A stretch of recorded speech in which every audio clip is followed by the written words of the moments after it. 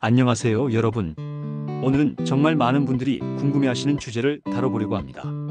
바로 시어머니와 며느리 사이의 갈등 문제인데요. 혹시 여러분도 이런 경험 있으시죠? 결혼 전에는 그렇게 좋아해 주시던 어머님이 결혼 후에는 왜 이렇게 까다로워지셨을까?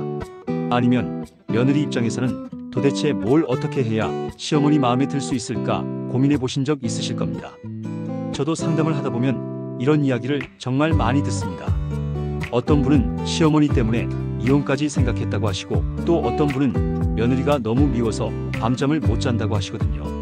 그런데 말이죠, 부처님께서 이미 2500년 전에 이런 가족 갈등의 근본 원인과 해결책을 모두 말씀해 주셨다는 사실 아세요? 오늘은 불교의 지혜로 이 문제를 한번 들여다보겠습니다. 정말 눈이 번쩍 뜨이는 이야기가 될 거예요. 먼저 시어머니 입장에서 생각해 봅시다. 30년 동안, 아니 어떤 분은 40년 가까이 아들을 키우셨잖아요. 밤새 열이 날 때 간병하고, 학교 준비물 챙겨주고, 맛있는 것 해주려고 시장 뛰어다니고, 특히 우리나라 어머님들은 아들에 대한 사랑이 정말 각별하시잖아요. 딸과는 또 다른 특별한 감정이 있으시죠. 우리 아들은 내가 제일 잘한다, 우리 아들한테는 최고의 것만 해줘야 한다, 이런 마음으로 평생을 살아오셨어요. 그런데 어느 날 갑자기 며느리라는 존재가 나타납니다. 그리고 자신이 30년간 1순위였던 아들의 마음속에서 2순위로 밀려나게 되는 거예요. 아들이 이제는 자신보다 며느리 말을 더 듣고, 며느리 편을 들고, 며느리와 더 많은 시간을 보내게 되죠. 이때 시어머니 마음속에 어떤 감정이 일어날까요? 바로 질투와 박탈감입니다. 내가 평생 쌓아온 관계가 한순간에 무너지는 것 같은 느낌이 드는 거예요. 불교에서는 이런 감정을 아상이라고 부릅니다. 아상이란 나라는 관념에 사로잡혀서 모든 것을 내 것으로 여기는 마음가짐을 말해요. 내 아들, 내가 키운 아들, 내 말을 들어야 하는 아들, 이런 생각이 강할수록 며느리를 받아들이기 어려워지는 거죠. 부처님께서는 모든 고통의 원인이 바로 이 집착 때문이라고 하셨습니다. 집착이란 무엇인가를 내 것으로 여기고 놓지 못하는 마음이에요. 시어머니의 경우에는 아들에 대한 집착이 며느리와의 갈등을 만들어내는 거죠. 그런데 여기서 중요한 건 시어머니만의 문제가 아니라는 점입니다. 며느리 입장에서도 마찬가지예요. 내 남편은 나만 사랑해야 해, 시어머니보다 내가 더 중요해야 해, 이런 생각이 있으면 역시 갈등이 생기게 됩니다. 실제로 제가 상담하면서 만난 한 며느리분은 이런 말씀을 하시더라고요. 시어머니가 남편한테 전화만 와도 짜증이 나요. 왜 자꾸 간섭하시는 거죠?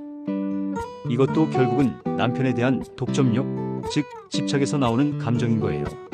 부처님께서는 이런 집착의 문제를 어떻게 해결하라고 하셨을까요? 바로 무아의 가르침입니다. 무아란 고정된 나라는 실체는 없다는 뜻이에요. 더 쉽게 말하면 아들이라고 해서 영원히 어머니의 소유물은 아니라는 거죠. 아들도 독립된 인격체이고 자신의 인생을 살아갈 권리가 있다는 걸 인정하는 겁니다. 제가 아는 한 할머니 이야기를 해드릴게요. 이분은 아들이 셋이나 되는데 세 며느리와 모두 사이가 좋으세요. 비결이 뭔지 물어봤더니 이렇게 말씀하시더라고요. 아들들을 키울 때부터 생각했어요. 이 아이들은 언젠가 다른 여자를 만나서 그 여자와 새로운 가정을 꾸릴 거라고. 내 역할은 그때까지 잘 키워서 좋은 남편이 될 수 있도록 도와주는 것뿐이라고요. 이 할머니는 이미 불교의 무아 정신을 실천하고 계신 거예요. 아들에 대한 소유욕을 내려놓고 아들의 행복을 진심으로 바라는 마음으로 며느리들을 받아들이신 거죠. 그럼 구체적으로 어떻게 해야 할까요? 첫 번째는 놓아주는 연습입니다. 부처님께서 강조하신 무상의 가르침이에요. 모든 것은 변한다는 것, 영원한 것은 없다는 것을 받아들이는 거죠. 아들이 어릴 때는 엄마가 전부였지만 자라면서 친구가 생기고 연인이 생기고 배우자가 생기는 것이 자연스러운 일이라는 걸 인정하는 겁니다. 두 번째는 자애심 기르기입니다. 자애심이란 모든 존재의 행복을 바라는 마음이에요. 내 아들뿐만 아니라 며느리의 행복도 함께 바라는 마음을 갖는 거죠. 며느리가 행복해야 아들도 행복하다는 걸 깨닫는 겁니다. 실제로 어떤 시어머니분은 이런 말씀을 하시더라고요. 처음에는 며느리가 미웠는데 어느 날 며느리가 우리 아들을 위해서 밤새 간병하는 모습을 보고 마음이 바뀌었어요. 아, 이 사람도 우리 아들을 사랑하는구나. 그럼 우리는 같은 편이구나 싶더라고요. 세 번째는 지혜를 기르는 것입니다. 불교에서 말하는 지혜란 사물을 있는 그대로 보는 능력이에요. 감정에 휩쓸리지 않고 상황을 객관적으로 바라보는 거죠. 며느리가 나와 다른 방식으로 아들을 사랑한다고 해서 잘못된 것이 아니라는 걸 이해하는 겁니다. 오히려 다양한 사랑을 받는 아들이 더 풍요로운 인생을 살 수 있다고 생각하는 거예요. 그런데 여기서 며느리들에게도 당부하고 싶은 말이 있어요. 시어머니를 이해하려는 노력도 필요하다는 거죠. 시어머니 입장에서는 정말 평생을 아들에게 바치셨잖아요. 그런 분의 마음을 헤아리고 존중하는 것도 며느리의 지혜라고 생각해요. 부처님께서는 인연에 대해서도 말씀하셨어요. 시어머니와 며느리로 만난 것도 모두 인연이라는 거죠. 원수 같은 관계도 전생의 인연이고 이번 생에서 그 인연을 어떻게 풀어나가느냐가 중요하다고 하셨어요. 미워하고 갈등하면서 보내는 것도 인연이고 서로 이해하고 사랑하면서 보내는 것도 인연입니다. 어차피 같은 인연이라면 좋은 인연으로 만들어가는 게 낫지 않을까요? 저는 종종 이런 상상을 해봅니다. 만약 부처님이 지금 시대에 살아계신다면 고부 갈등으로 고민하는 가족들에게 뭐라고 말씀하실까? 아마도 이렇게 말씀하실 것 같아요. 모든 갈등의 뿌리는 집착과 아상에 있다. 서로를 소유하려 하지 말고 각자의 행복을 진심으로 바라라.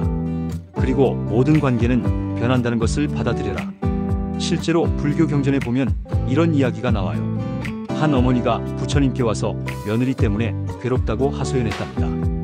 그때 부처님께서는 이렇게 말씀하셨어요. 그대의 아들이 행복한가?